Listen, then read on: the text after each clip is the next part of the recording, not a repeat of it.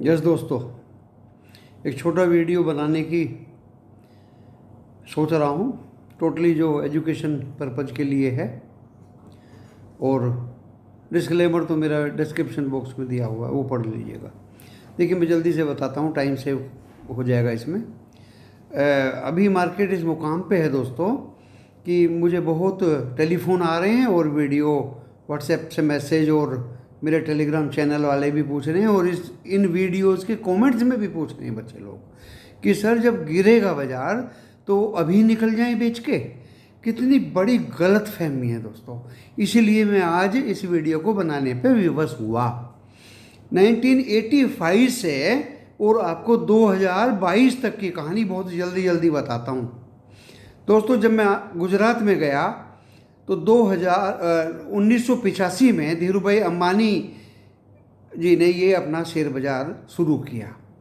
Floating stocks share बाज़ार Reliance industries limited के नाम से। वो एक पेट्रोल पंप पे काम किया करते थे, फिर वो विदेश चले गए गल्फ़ में, वहाँ से ओमान से पैसा उसे कमा के लाए, और विमल उन्होंने कपड़ा का एक कारखाना बनाया।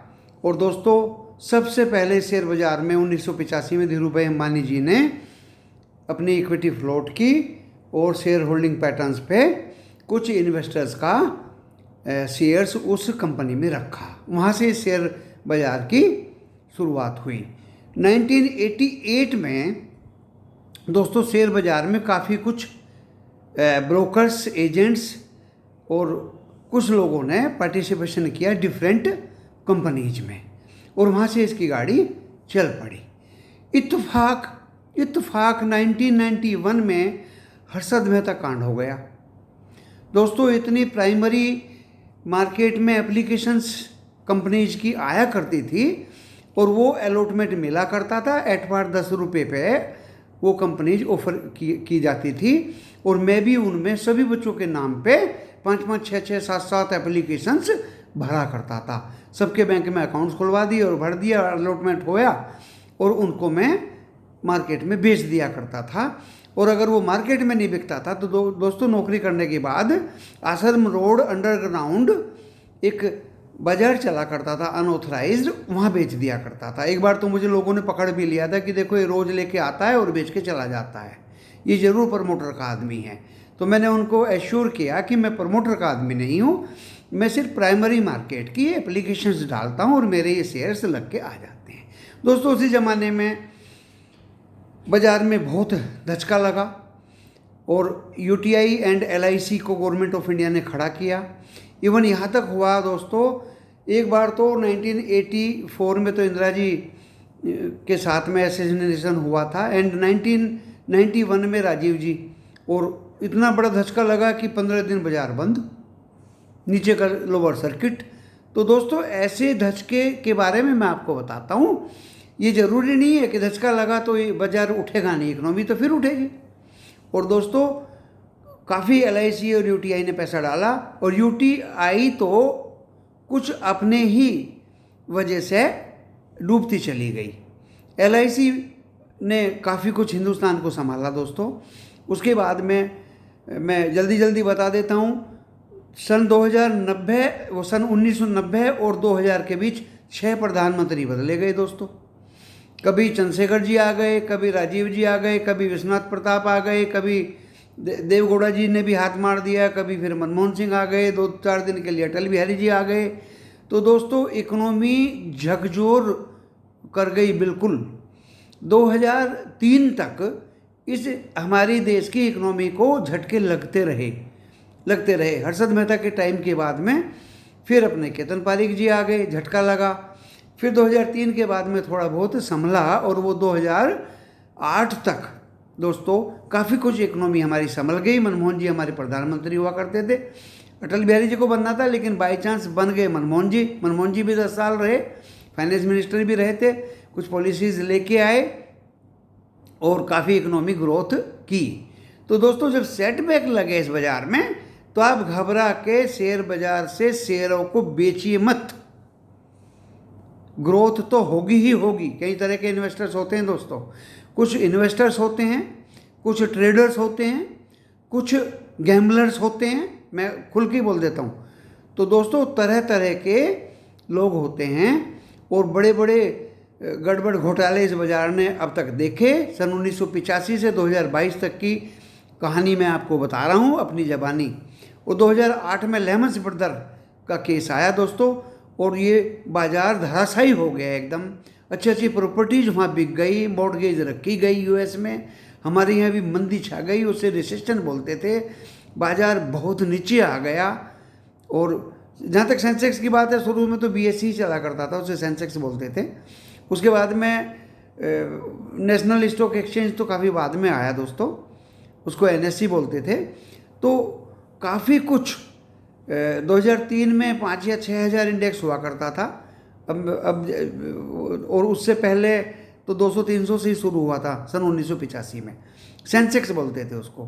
तो दोस्तों 2008 में जो धक्का लगा और इकोनॉमी बिल्कुल धराशायी हुई, 2012 में फिर रिकवरी स्टार्ट होगी दोस्तों इसकी, और ज़बरदस्त रिकवरी स्टार्ट हुई दोस्तों।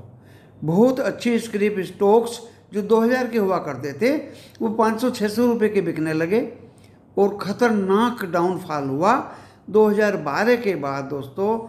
इस बाज़ार ने पीछे मुड़ के नहीं देखा और काफ़ी कुछ इसमें ग्रोथ हुई। तो देखिए, जो सेटबैक हों उनको भूल जाइए, सेटबैक तो बाज़ार में होंगे ही होंगे। जो कच्चे दिल के, कमज़ोर दिल के हैं, वो इस बाज़ार में ना खेलें तो अच्छा है। बाकी ग्रोथ तो होनी है। एनएससी भी बढ़ता जा रहा है, नेशनल स्टॉक एक्सचेंज का सेंसेक्स, और बीएसई का भी बढ़ता जा रहा है। अभी उसके बाद में अपने मोदी जी की गवर्नमेंट आई, उससे पहले भी गफलत में बाज़ार था। उसके बाद मोदी जी की गवर्नमेंट आई तो बाज़ार को बढ़ना शुरू हुआ, और ज़बरदस्त बढ़ना शुरू हुआ दोस्तों। ग्रोथ बाज़ार में दिखाई दी। एफआईआई भी आने शुरू हुए। एफआईआई सबसे ज़्यादा दोस्तों 2003 के बाद आने शुरू हुए। मनमोहन सिंह जी जब प्रधानमंत्री बने और 10 साल हमारे देश के प्रधानमंत्री रहे, एफआईआई का काफ़ी इन्वेस्टमेंट इंडिया में आया। उसके बाद में मोदी जी ने हमारी इकोनॉमी को बल दिया, और कोरोना पीरियड में फिर धक्का लगा दोस्तों, खतरनाक धक्का लगा, सेटबैक लगा। तो मेरे पास गेल के 6-7 हज़ार शेयर, तो मैं क्या उनको 65 रुपये में बेच दूँ? नहीं बेचता। सेटबैक को इन्वेस्टर्स भूल जाएं और ग्रोथ पे विश्वास करें, अपने शेयर्स को कम रेट में ना बेचें। और दोस्तों एक बात तो मैं बार बार ये जोर देकर बता रहा हूँ, जब कोरोना आया, मैं आपको इस वीडियो पे बिल्कुल नई बात बता देता हूँ, मैंने बहुत माल खरीदा दोस्तों, बहुत माल खरीदा, काफ़ी पैसा लगाया, और आज मेरी हंसी का कारण वही है जो आप बच्चे लोग देख रहे हैं। आप जो बच्चे लोग देख रहे हैं, तो इकोनॉमी सुदृढ़ होगी, कोरोना आके चला गया, अभी फिर बाजार बढ़ने लगा। तो दोस्तों फिर वर्ल्ड में रिसेशन और डेब इंटरेस्ट बढ़ने लगे। हमारे यहाँ भी आरबीआई ने 40 पॉइंट्स बढ़ा दिया। मैं 2022 पे आ रहा हूँ। अगर रिसेशन आता है, अगर बाजार गिरता है, तो सेटबैक लगता है, तो अपने पोर्टफोलियो के मजबूत स्टॉक्स को मत बेचिए, मेहरबानी करके उनको फोल्डिंग पोर्टफोलियो में रहने दीजिए। अगर बहुत ज़्यादा गिरता है, हमारा इंडेक्स 10,000 एनएससी तोड़ देता है, तो आप खरीदने के लिए तैयार रहिए और अपनी मूड़ी को उस समय तक बचा के रखिए दोस्तों। ये मेरी सलाह है आपको, इतनी पुराने तजुर्बा बता रहा हूँ आपको।